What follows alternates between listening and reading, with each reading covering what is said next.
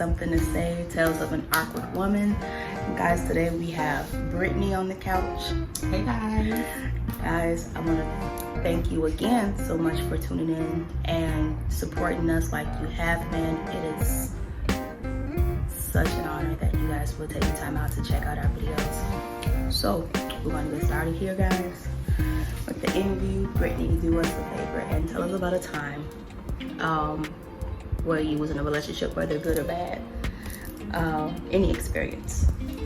Okay, I can do both. I'm currently in a relationship. I'm currently married, so I can talk about a good time for me. Being married almost 8 years. One of the best experiences that I've had was the ability to grow. It's one of the most uncomfortable feelings, but as you grow in love, you learn more about yourself than you do your partner.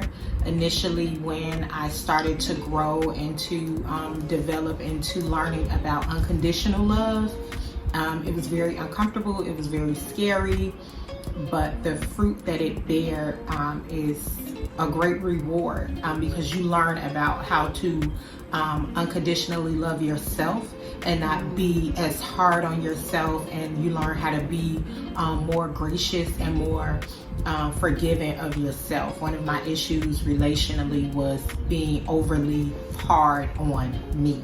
Always expecting the best for myself, always putting my best foot forward, never can make mistakes.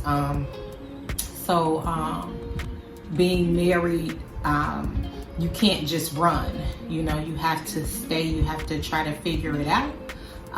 If you can't figure it out, of course, there is the option to separate or divorce. But while you're in it and you have not done that, you do have to face yourself in the mirror. You have to see yourself for who you are. You learn about your own dysfunctions. So let's go to the bad times.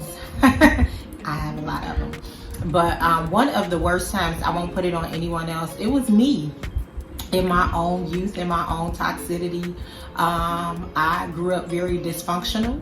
I saw a lot of abuse. I saw a lot of arguing. I saw a lot of physical fighting between men and women, a lot of domestic violence. So my perspective when I was younger, in my teen and very, very early 20s, like 21, 22, was that if we didn't fight, we were not in love. Like, you had to prove your love to be by being aggressive, by being abusive. It was abusive. It was very dysfunctional. So for me, I would provoke men to see if they loved me by being crazy, like just doing like crazy stuff, talking crazy to them, or just seeing how far I can push them to get a response, because I thought that any response was attention, and I was just trying to keep the focus and the attention on me from my own dysfunction.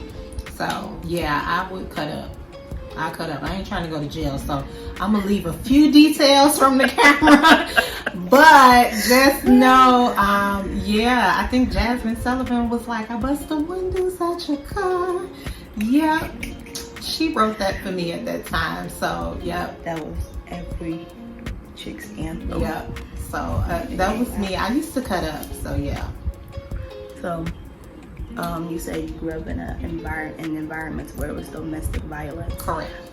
Let's talk about how that shaped your mindset. Like, I know you touched on it a little, but can you elaborate on it a little more? Yeah. So, like I stated, I grew up around women who were very dominant, and they didn't understand the role of a submitted woman. And when I say submitted, I don't mean cook, iron your man clothes, wash his clothes. I mean having a submitted posture towards relationships where you're able to listen, respond, observe, things of that nature. So what I saw was overly aggressive women, always wanting to dominate the man, always wanting to be aggressive towards men. And I think that it's not talked about a lot when we see that stigma in households. Sometimes women are forced to be the breadwinners and forced to be independent and things like that. So sometimes it does cause a woman to be hard or, overly independent, because that they are the backbone and the structure for the house. But anyway, so I grew up around women who kind of had that mindset. And then I also grew up seeing a lot of domestic violence, just a lot of abuse from different men towards women in my family. It's their story to tell, but almost from every relationship that was above me, parental relationships, grandmothers, aunts, older cousins, I saw some form of abuse. So the way that it shaped me was, again, I thought I equated that attention, any kind of attention, to me at that point was good attention, even if it was a bad route. So if you fighting with me, he just love me, he just jealous over me, he just want me all to himself. I didn't look at it as control. I didn't look at it as manipulation and downright abuse, whether it was physical, whether it was verbal.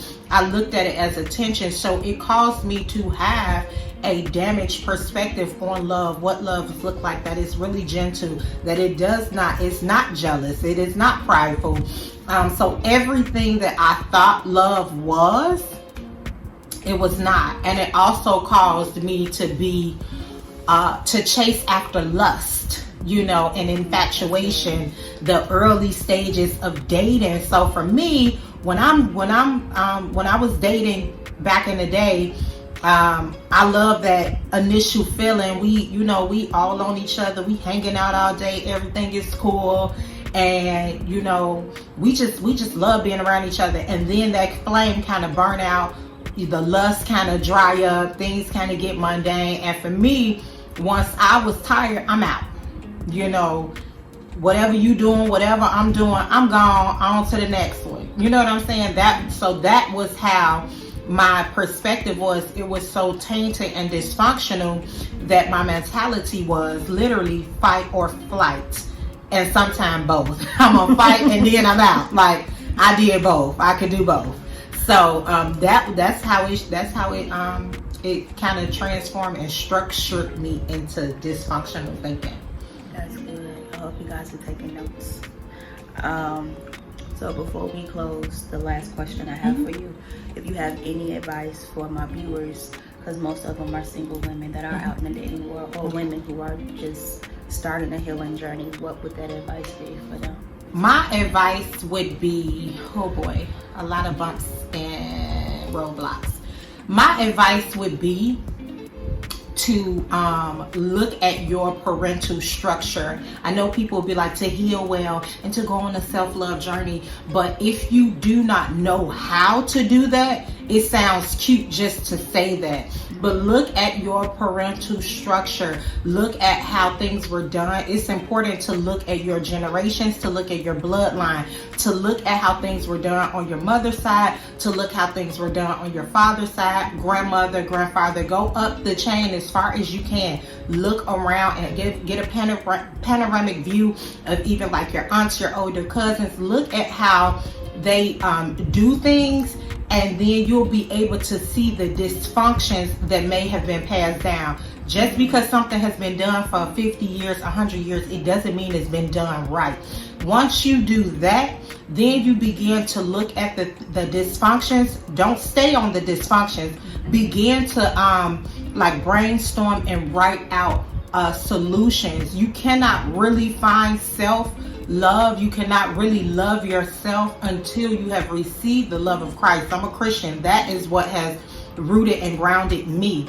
So that is my number one advice to you, is to find love in Christ. And as you do that, you have something to weigh dysfunction against. Your truth of your generation, your truth of your bloodline, your truth of what's been done, your truth of your dysfunction, you can weigh it against the truth of God, the truth of how he does, of how he loves graciously, mercifully, how he forgives, how he's meek, how he's controlled, and how he is submitted no matter what. Once you're able to do that, then you can really go on a journey of healing and self-love because you become aware. That is so good. Guys, unfortunately, that is all the time we have. Thank you, guys. Brittany, thank you again for coming on. Guys, like and subscribe to this channel. Leave us a comment or let us know what you thought about what she said, or something that she said that like struck a nerve, because I know something probably struck your nerve, like, man, I did that too. But hey, remember, we all growing together here. Until next week, I'll see you soon. See you guys.